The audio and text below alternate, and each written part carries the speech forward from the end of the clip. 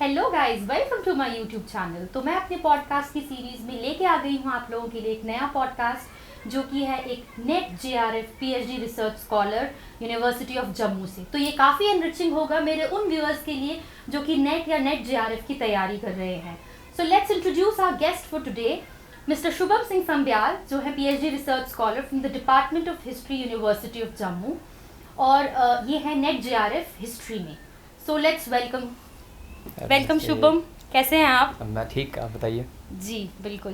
तो आप सबसे पहले हमारे व्यूअर्स के लिए आप ये बता दीजिए कि what is the NET exam and what is NET JRF. NET exam national eligibility test है जो कि यूजीसी कंडक्ट करवा रही है। तो इसके थ्रू आपको ऑप्शंस मिलते हैं काफ़ी सारे कि जैसे आप एडमिशन्स अगर आपने लेनी हो पीएचडी में तो उसके लिए आपको प्रोविज़न है। उसमें अगर आपको असिस्टेंट प्रोफेसर के लिए एलिजिबिलिटी भी है। एंड थर्ड इज़ कि अगर आपको जेआरएफ लेना है, अगर आपको रिसर्च परसू करनी है तो उसके लिए भी प्रोविज़न होता है इसमें। सो ये एग्ज़ाम होता है ऑल ओवर इंडिया होता है, तो इसी में ही आपको ये मिलेगा नेट। जी, और जेआरएफ तो नेट इन्होंने हमें बताया कि तीन आजकल जो लेटेस्ट पैटर्न के अकॉर्डिंगली आपके पास तीन ऑप्शंस आते हैं जब आप फॉर्म फिल करते हैं। It can be used as PhD entrance test in universities, NET और नेट जेआरएफ। तो क्योंकि आप नेट जेआरएफ हैं तो आप प्लीज़ बताइए what is the full form of net JRF, और क्या जेआरएफ क्या है, इससे क्या फ़ायदे हैं और क्यों लोगों को इंस्पायर करना चाहिए इसके लिए।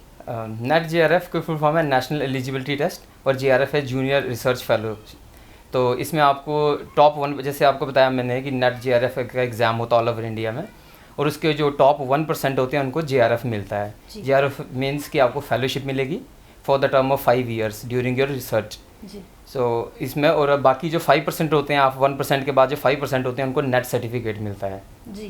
तो जिसके थ्रू तो असिस्टेंट प्रोफेसर भी लगते हैं, क्योंकि आजकल असिस्टेंट प्रोफेसर लगने के लिए आपकी बेसिक एलिजिबिलिटी क्राइटेरिया है नेट जी। सो वो आपको इससे मिल जाता है इस एग्ज़ाम के थ्रू।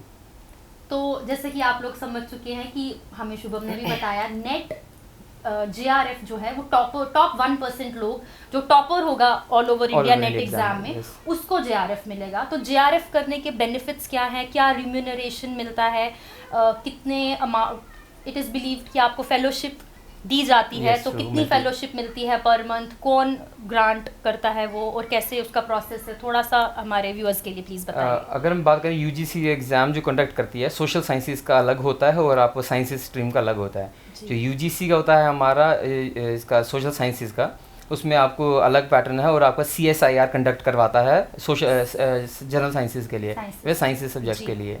तो अभी मैं आपको सिर्फ सोशल साइंसेज का ही बताता हूँ because I am from that stream. तो सोशल साइंसेज में आपको जब जेआरएफ होता है तो आपको रिम्यूनरेशन मिलती है, ये वेरी करती है। फर्स्ट 2 years के लिए आपको जेआरएफ मिलता है, जिसमें अभी इंक्रीज़ होकर आपको मिल रहा है 43,000 including HRA. And after that 2 years के बाद आपका एसआरएफ में अपग्रेडेशन होती है, एंड देन आपको मिलता है 50,000 जी, that includes HRA. Contingency funds अलग होते हैं, that also varies in the JRF and SRF. तो इशूइंग अथॉरिटी कौन रहता है? इशूइंग अथॉरिटी यूजीसी ही रहती है जी। बस आपको अप्रूवल करवाने पड़ते हैं अपने टाइम टू टाइम अपने यूजीसी के अंदर, जो बॉडी होती है आपकी यूनिवर्सिटी के अंदर होता है एक ऑफिस यूजीसी का, तो उससे आपको करवाने पड़ते हैं आपको एडवाइस।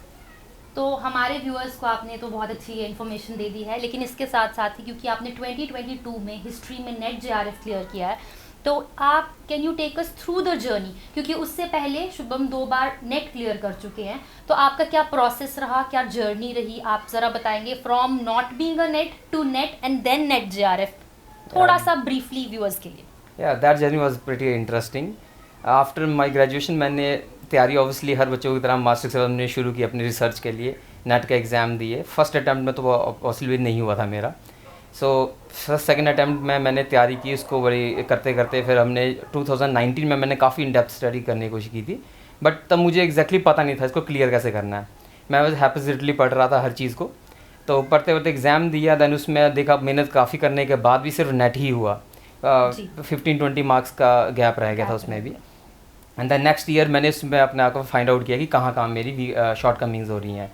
देन आई रियलाइज्ड कि आपका the key to JRF is always paper 1, क्योंकि यूजीसी में अगर आप कॉम्पोजिशन में चेक करेंगे तो पेपर 1 और 2 होता है। पेपर 1 जर्नल होता है आपका, जो कि सभी साइंसेज उनका अलग होता है, लेकिन हमारा सोशल साइंस का अलग है।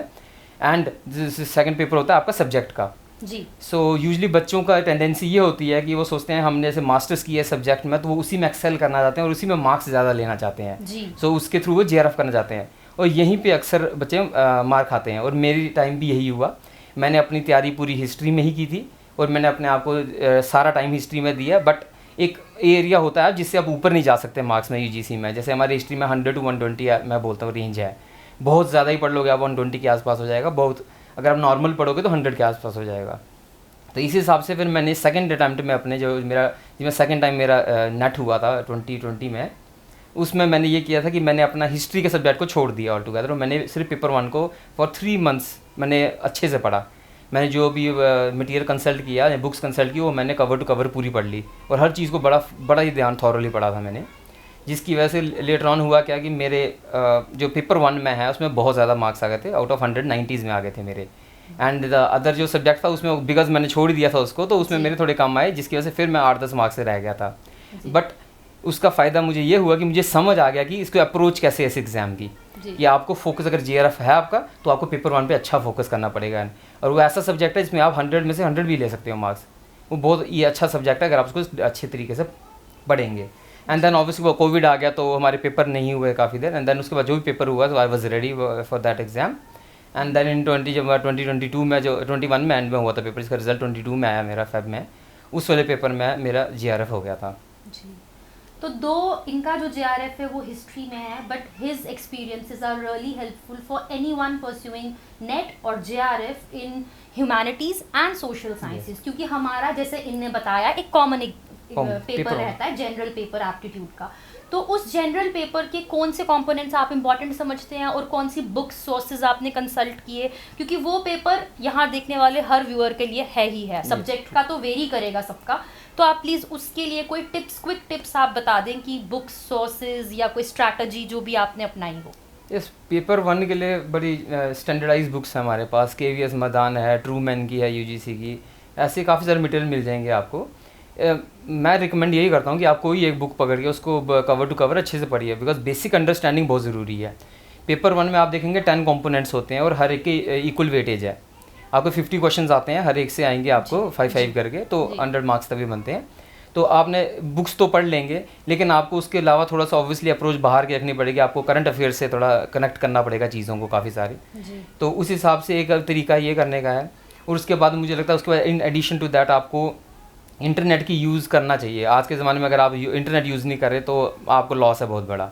तो इंटरनेट में अगर आपको कहीं भी क्वेश्चंस दिखते हैं, इवन पुराने साल के क्वेश्चन पेपर्स को आप थॉरली पढ़िए, उनको जो क्वेश्चंस आए हैं उनके अंदर डिटेल्स पढ़िए, उनके बारे में पढ़िए, वो बहुत हेल्प करते हैं बहुत ज़्यादा। तो ये पेपर 1 का इस तरीके से किया जा सकता है ईजिली। एंड पेपर 2 के लिए अगर मैं बोलूँ, जैसे मेरा हिस्ट्री है, उसके लिए हिस्ट्री के व्यूअर्स के लिए आपको मैं बता सकता हूँ कि उसके लिए भी आप स्टैंडर्डाइज बुक्स हैं, वो हर एक मास्टर्स के बच्चों ने पढ़ा होता है जी। एंड मैं तो हमेशा रिकमेंड करता हूँ बच्चों को कि अगर आप मास्टर्स में जब आते हैं फर्स्ट ईयर को, फर्स्ट ईयर के एंड से ही आप शुरू कर देना चाहिए आपको तैयारी है नेट JRF की। बिकॉज आपको जो सिलेबस होता है मास्टर्स का वो आपका इस तरीके का बना होता है कि आपको पूरी ये हिस्ट्री या आपको जो भी सब्जेक्ट पूरा पढ़ाया जाता है उसमें मास्टर्स में। तो आपका आई वुड से 40% के आसपास नेट का पेपर उसमें से कवर हो जाता है, और नेक्स्ट जो 10-15% होता है वो थोड़ा सा आपको एक्स्ट्रा पढ़ना पड़ता है। उसके लिए आपको सोर्सेज से बाहर जाना पड़ेगा आपको थोड़ा सा, और वही एक्चुअली तरीका भी है नेट JRF क्लियर करने का मुझे लगता है, रियल लाइफ से अपनी नॉलेज को रिलेट करके। ट्रू। तो थैंक यू इसके लिए। लेकिन इसी के आपके आंसर से ही मुझे ये थोड़ा एक क्वेश्चन मेरे मन में थोड़ी जागरूकता है जानने के लिए कि कोई टेक्निक ऐसी जैसे निमोनिक्स करके आपने याद रखा, नोट्स बना के आपने याद रखा, या आप सिर्फ हाईलाइट करते हैं, और कोई एक क्योंकि जो भी तैयारी कर रहे हैं वो एडल्ट्स में है ना, या तो वो मास्टर्स हैं या तो उनके एडल्ट लाइफ के अपने इश्यूज सबके ही हैं।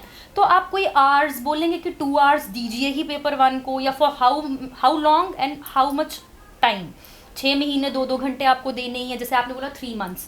तो ऐसे व्यूअर्स के लिए एक रफली कि आपने 2 आवर्स दिए ही 3 मंथ्स या कैसे, सो दैट उनको अपना टाइम मैनेज करने में हेल्प हो जाए।